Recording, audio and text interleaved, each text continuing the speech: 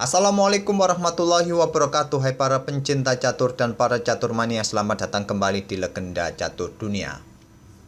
Kembali lagi ke PL International Chess Festival kawan, untuk melanjutkan menyoroti permainannya Abdus Satorov yang bermain di turnamen ini di kategori turnamen tertutupnya, yang sudah memainkan babak keempat dalam permainan klasik.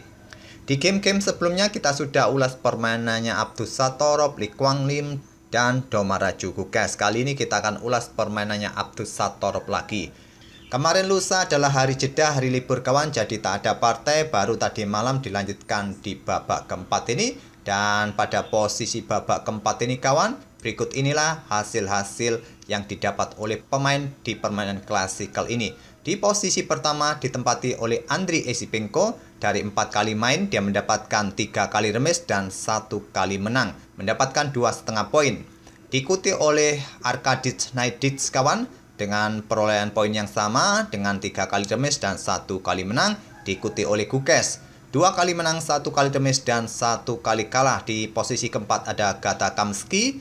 Lee Kwang Lim berada di posisi kelima sama poinnya dengan Gata Kamsky. Salim Saleh, Vincent Kemmer, dan Abdus Satorov mempunyai poin yang sama dengan 1,5 poin kawan. Abdus Satorov sementara ini pada posisi buncit. Ini setelah dia pada babak pertama kalah dari Domaraju Gukes, babak kedua kalah oleh Lee Kwang Lim, dan di babak ketiga dia bermain remis. Akhirnya tadi malam mendapatkan hasil yang positif kawan saat bertemu dengan Salim Saleh. Langsung kita ke permainannya. Game ini cukup menarik dengan ide-ide pengorbanan seperti yang kalian suka kawan. Tapi pengorbanan seperti apa yang akan dilakukan oleh pemain? Kita mulai langkah pertama oleh Abdus Satorov bermain dengan pion D4. Jika kalian melihat permainan Abdus Satorov sangat suka bermain dengan Italian game, tentu saja pion raja dimainkan terlebih dahulu. Mungkin permainan Italian game dari Abdus Satorov ini sudah dipelajari oleh para pemain, jadi para pemain sangat siap jika menghadapi Italian game. Mungkin itulah mengaca dari hasil game-game sebelumnya, Abdus Satorov mencoba bermain lain kawan agar hasilnya bisa positif, tidak mudah terbaca oleh lawannya. Kali ini lawannya adalah Salim Saleh, pecatur asal Uni Emirat Arab. Kuda F6, Salim Saleh, dan sekarang pion C4, pion E6, kuda C3, dan tidak dilanjut dengan Nimzo Indian Defense, melanjutkan permainan Queen's Gambit Decline, pion D5. Abdus Satorov memilih variasi pertukaran pion C pukul pion D5 dipukul balik oleh pion E agar hitam masih mempunyai kontrol petak pusat. Di petak-petak terang ini mencegah pergerakan putih yang ingin menguasai petak pusat kawan. Dan di sini gajah berkembang ke petak G5, langsung mempreser kuda terhadap menteri. Pion C6 untuk memperkuat posisi bangunan pionnya agar pion ini tidak mudah direbut oleh kuda putih. Kalau tidak di backup kawan, nanti gajah pukul kuda yang memaksa menteri akan pukul balik, hitam akan kehilangan pion D5. Kalau memukul balik gajah putih dengan pion G, maka bangunan pion hitam sayap raja tentu rusak. Pion E3 lanjut Abdus Satorov melanjutkan membuka jalur pengembangan terutama gajah terangnya.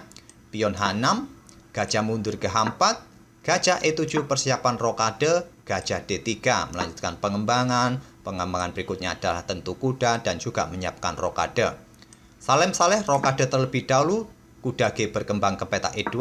Ini untuk menghindari pimpinan dari gajah terang hitam kawan kalau berkembang ke petak F3 ini. Kalau sekarang gajah G4 ya pion F3 bisa dimainkan. Untuk mengusir gajah ini juga memberikan keleluasan ruang bagi gajah jika ada serangan pion G5. Di sini beteng E8 dimainkan oleh Salim Saleh, menempati lajur yang semi terbuka, mengosongkan petak bagi gajah jika ingin ditarik mundur untuk memperkuat pion depan raja, dan di sini Abdus Satorov rokade agar tidak terus-menerus berada di pusat.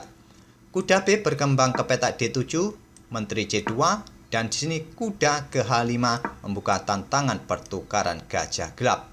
Tantangan langsung diterima oleh Abdus Satorov. Kalau menarik mundur gajah ke petak G3, ya kemungkinan kuda hitam akan sikat gajah ini. Ya kalian pasti akan pukul balik menggunakan kuda.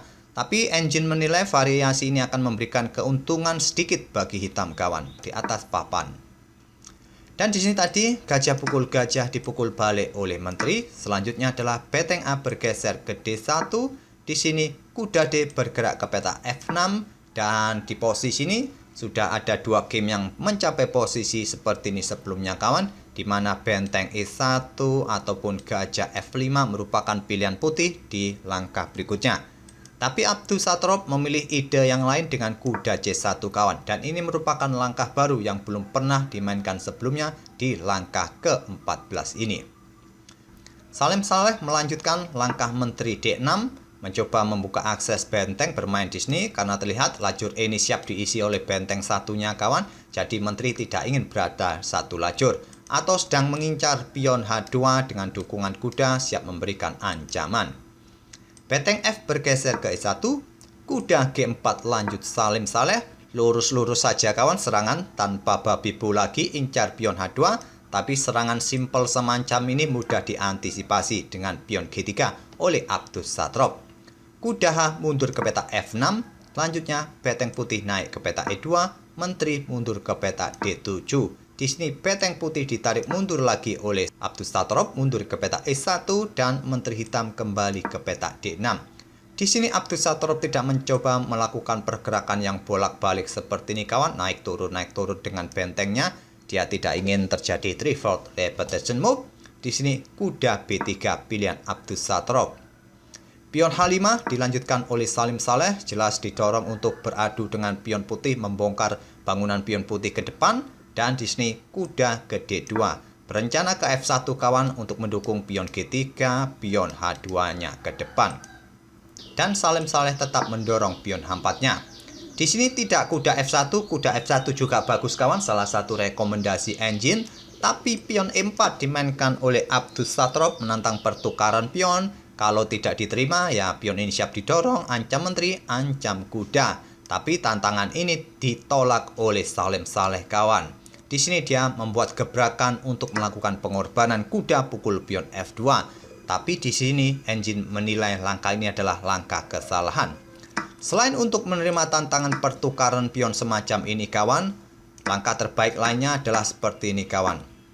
Setelah pion E4 tadi, di sini hitam bisa melanjutkan dengan pion H pukul pion G3. Jika pion ini dipaksa untuk menggarpu kuda serta menteri, maka selanjutnya pion bisa pukul pion dengan tempo skak.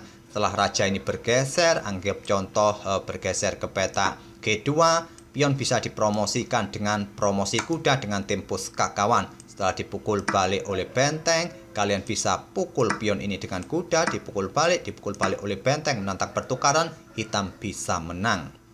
Atau pada posisi ini kawan, saat tadi pion H ini melakukan pukulan terhadap pion G3, kalian jawab dengan pion H pukul balik pion G3, dan di sini hitam bisa melanjutkan dengan pukul pion E4 dengan pion D ini kawan. Inilah jalur utamanya yang disarankan oleh Stockfish, dan dengan permainan seperti ini kawan, permainan kemungkinan akan berakhir seimbang.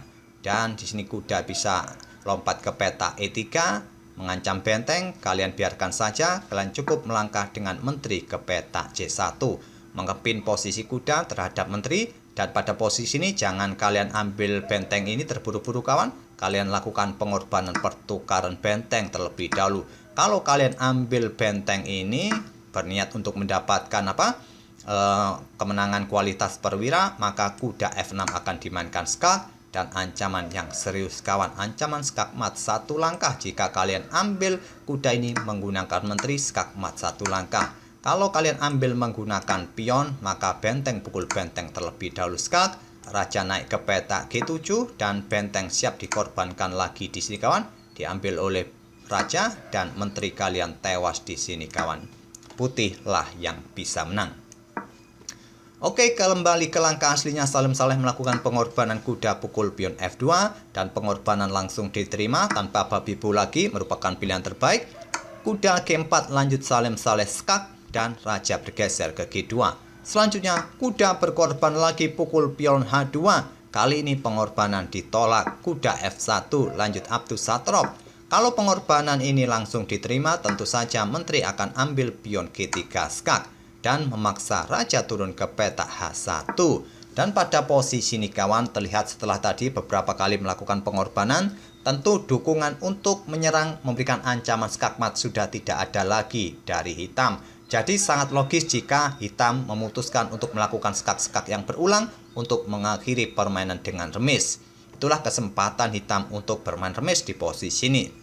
Jika pengorbanan kuda ini diterima oleh putih. Abdus Satrop tidak ingin berakhir remis kawan. Dia melangkah kuda ke peta F1 dan di sini dipukul langsung oleh Salem Saleh. Tidak langsung dipukul balik menggunakan benteng atau gajah. Pion E5 dimainkan terlebih dahulu memblokade diagonal gelap terhadap pion G3 ini kawan. Menteri bergeser ke E6, barulah sekarang benteng sikat kuda. Langkah terbaik adalah memukulnya menggunakan raja. Tapi Abdus Satrop menginginkan agar benteng ini langsung berada di lajur F. Di sini Menteri H3 skak. Raja turun ke G1. Di sini tidak dilanjut dengan Menteri ambil pion atau pion pukul pion, melainkan gajah G4. Pilihan terbaik adalah pion pukul pion kawan. Gajah bergerak ancam benteng. Di sini benteng naik ke peta D2 untuk menjaga baris keduanya kawan. Barulah sekarang pion H pukul pion G3, gajah F5 tantang Abdus Satrop untuk mencegat pergerakan benteng hitam yang ingin naik ke peta E6 kemudian membantu menterinya kawan. Dan tantangan ini ditolak, benteng naik ke peta E7. Abdus Satrop setelah unggul beberapa perwira, dia langsung mensederhanakan perwira di atas papan, langsung bertukar gajah terang. Dipukul balik oleh menteri dan di sini menteri bergerak ke peta F5 merupakan pilihan terbaik untuk kembali menawarkan permainan yang sederhana menantang pertukaran menteri, tapi Abdus Satrop memilih raja ke peta G2. Benteng bergeser naik ke peta E6, lanjut Salem Saleh memberikan dukungan mungkin nanti bagi menterinya di lajur H. Di sini langsung dihadang oleh benteng H1. Benteng G6 aman kawan karena ada pionnya sendiri yang menghalangi posisi menterinya untuk melakukan sergapan dan di sini dijawab dengan benteng naik ke peta H3. Di sini benteng E8 lanjut Salem Saleh. Apakah nanti mengeluarkan juga bentengnya naik ke peta E6 dibalas dengan benteng turun ke peta D1. Melangkah kuda ke peta E2 dengan tujuan untuk memberikan pressure bagi pion yang ada di peta G3 merupakan pilihan stockfish. Tapi benteng D1 pilihan Abdus Satrop dibalas dengan pion F6 untuk membuka lajur E bagi bentengnya. Tantangan ditolak, barulah sekarang kuda E2 memberikan pressure bagi pion G3. Dijawab dengan benteng G5. Apakah digeser ke sini, ataupun menghindari tekanan dari Menteri Putih. Tapi langkah ini kurang kuat kawan. Langkah yang kuat menantang pertukaran benteng di sini kawan seperti ini menurut stockfish. Dan pion ini bisa digunakan ke depan untuk membantu serangan. Tapi sudah terlambat kawan, kepalang sudah kalah satu kuda, jadi sulit untuk mengembangkan permainan di langkah berikutnya. Salem Saleh memilih bentengnya naik ke peta G5, dijawab dengan benteng F1 untuk mencegah pergerakan benteng hitam bergeser ke lajur F. Di sini benteng naik ke peta E6 dan dilanjut dengan benteng F4. Posisi menteri hitam terjebak kawan karena bentengnya sendiri menutup jalur evakuasi bagi menterinya. Tadi benteng E6 menutup diagonal terang ini bagi menterinya kawan. Saya di diagonal ini dan tentu saja benteng F4 ancam menteri menjebak menteri. Dan menteri memutuskan untuk ambil benteng H3 skak, diambil balik oleh Raja Putih. Dan pion F pukul pion E5. Di sini benteng G4 tantang Abdus Satrop. Di posisi ini Salem Saleh menyerah. Tentu saja sudah kalah kualitas perwira ataupun kalah jumlah perwira kawan. Sangat logis bagi pemain untuk langsung menyerah di posisi seperti ini di langkah ke-39 sebelum mencapai tambahan kontrol waktu selanjutnya. Itulah kawan game keempat dari Abdus Satrop saat berhadapan dengan Salem Saleh. Akhirnya Abdus Satrop memetik poin pertamanya dalam permainan klasikal ini. Dan pada posisi ini saya rasa tak perlu kita lanjutkan lagi kawan. Kalaupun permainan dilanjutkan seperti ini ya percuma. Benteng seperti ini melawan menteri plus kuda sudah sulit mengimbanginya kawan.